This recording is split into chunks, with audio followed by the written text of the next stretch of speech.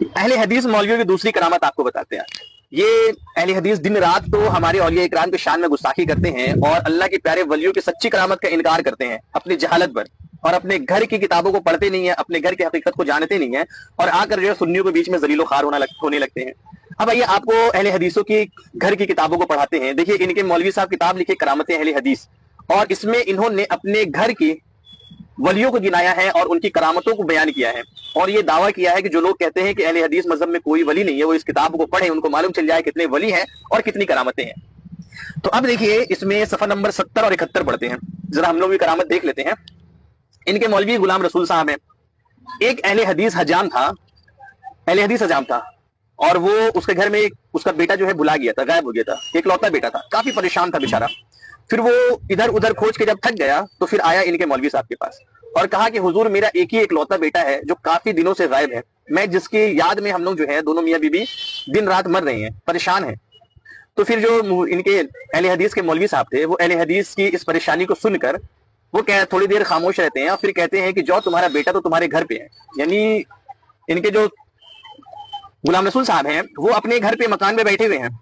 और जो अहले हदीस हजाम का घर है वो कहीं और है, और यहीं से वो बैठे बैठे कहते हैं कि तुम्हारा बेटा तो घर पे मौजूद है, और क्या कर रहा है वो भी बता रहे हैं कि वो तो बैठकर खाना खा रहा है। अब जाओ देख लो, ये दोनों शख्स जो दोनों अहले हदीस था मियाँ बीबी, ये फौरन भागता हुआ घर गया और जाकर देखता है कि बेटा तो घर में बैठकर वाकई खाना खा रहा है। जब उससे पूछे कि आखिर क्या मामला है, तुम कहाँ थे और यहाँ कैसे आ गया अचानक, तो बेटा भी परेशान, बेटा कहता है कि मुझे तो नहीं मालूम मैं यहाँ कैसे आ गया, अभी तो कुछ देर पहले मैं सिंध में था, और फिर क्या हुआ नहीं मालूम, मैं खुद को अपने घर में पा रहा हूँ। अल्लाह अकबर। तो ये इनके गुलाम रसूल साहब की करामत देख लीजिए कि ये बैठे बैठे पूरे दुनिया में इसका बेटा कहाँ है, अपने घर में बैठे बैठे वो देख लिए, इनको इतना इल्म गैब था।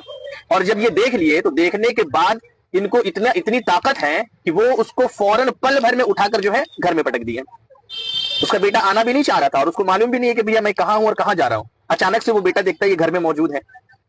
अब देखिए ये एक तो इल्म गैब को मान रहे हैं अपने मौलवी के लिए, जबकि अल्लाह के रसूल सल्लल्लाहु अलैहि वसल्लम के लिए इल्म गैब अगर हम अहले सुन्नत बयान करते हैं तो ये हमारे ऊपर शिर्क का इल्जाम लगाते हैं कि अल्लाह के सिवा किसी और के लिए गैब की खबर मानना शिर्क है,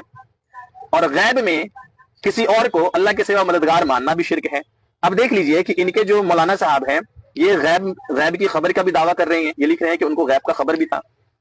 कि वो अहले हदीस बच्चा कहाँ था पूरी दुनिया में, ये बैठे बैठे पता भी लगा लिए, और फिर यहाँ बैठकर गैब में वो जो औलाद उनका अहले हदीस बच्चा कहाँ घुमा हुआ था वहां से गैब में उसको उठाकर उसके घर में भी पटक दिए।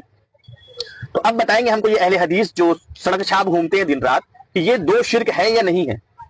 ये करामत है या शिर्क है, और अगर शिर्क है तो फिर तुम्हारे मौलवियों के ऊपर शिर्क का फतवा आज